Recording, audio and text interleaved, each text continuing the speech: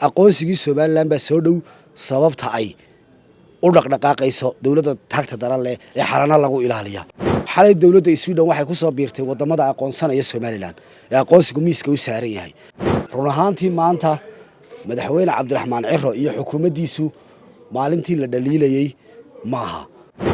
haddii aanu nahay xisbiga mucaaradka ee kulmiye waanu garab taaganahay ciidanka qaranka jamhuuriyadda Somaliland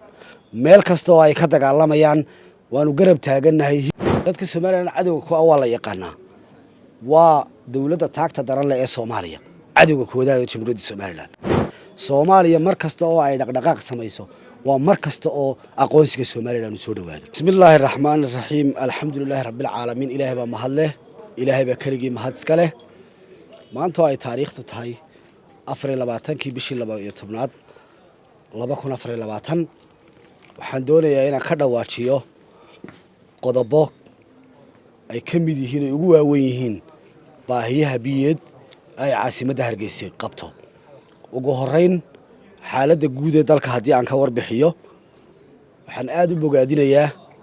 dhismaha uu madaxweyne Cabdiraxmaan Maxamed Cabdilaahi Ciro oo xukuumadda cusub ee uu soo dhisay ee ay ka dhex muuqdaan dad aan ka dhex muuqan jirin ama deegaanna aan ka dhex muuqan jirin xukuumadihii hore ee Somaliland run ahaantii maanta madaxweyne Cabdiraxmaan Ciro iyo xukuumaddiisu maalintii la dhaliilayay maaha waa maalintii talada la siinayay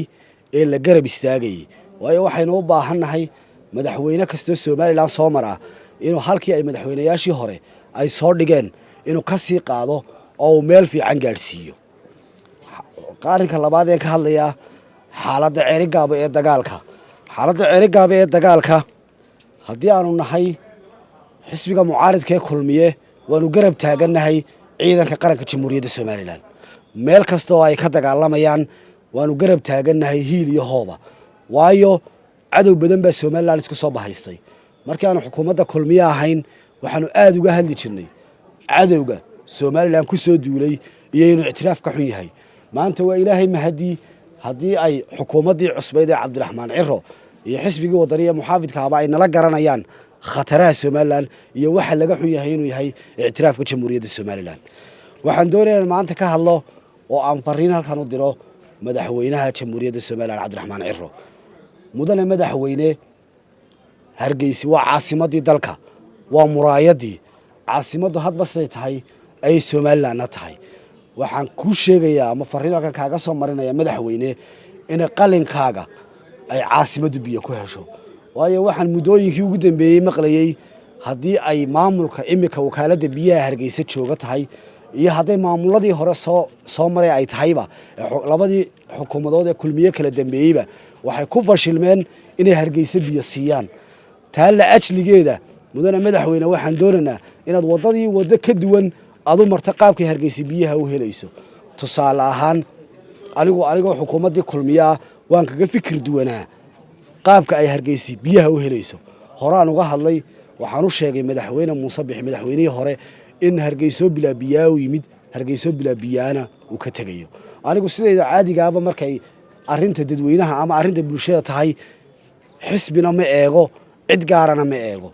waxaan doonayaa inaan maanta madaxweynaha aan fariin halkan uga diro maadaama uu cusub yahay wakaaladda biyaha waxa soo maray Hargeysa mashaariic fara badan sida mashruucii ay bixisay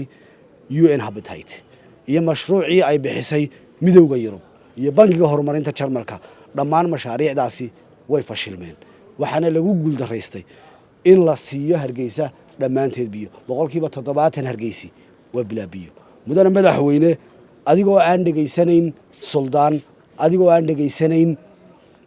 caaqil adigoo aan dhageysanayn ganacsade adigoo aan dhageysanayn siyaasi waxaan doonayaa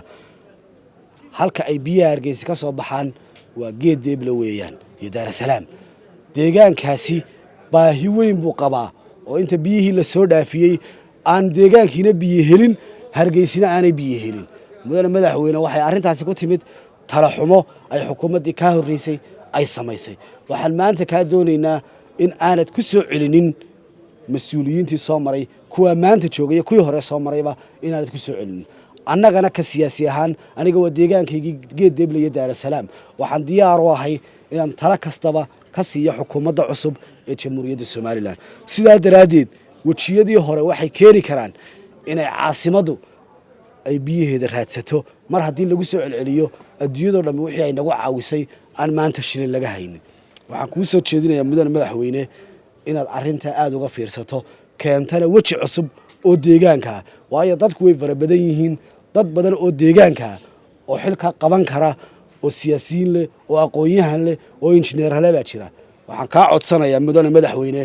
inaad arrinta wakaaladda adiga qalinkaa ku soo baxdo aanad ku soo celin mid horeo soo maray iyo mid maanta joogaba wasalaamu calaykum waraxmatullahi wabarakaatu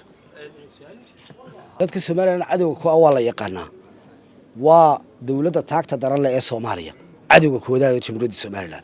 dadka ay adeegsato soomaaliya ayuunbaa mar walba waxay ka xun yihiin somalilan la aqoonsado annaguna maanta waxaanu diyaar u lahay xukuumadda cusub inaanu kala shaqayno arrimaha ictiraafka iyo horumarka jamhuuriyadda somalilan maanta la socotay mooyaane dowladda maraykanka xalay dowladda Sweden waxay ku soo biirtay wadamada aqoonsanaya somalilan ee aqoonsigu miiska u saaran yahay soomaaliya mar kasta oo ay dhaqdhaqaaq samayso waa mar kasta oo aqoonsiga somalilan soo dhawaado aqoonsigii somalilan baa soo dhow sababta ay u dhaqdhaqaaqayso dowladda taagta daran leh ee xarana lagu ilaaliya marka Soomaaliya waxaan leeyahay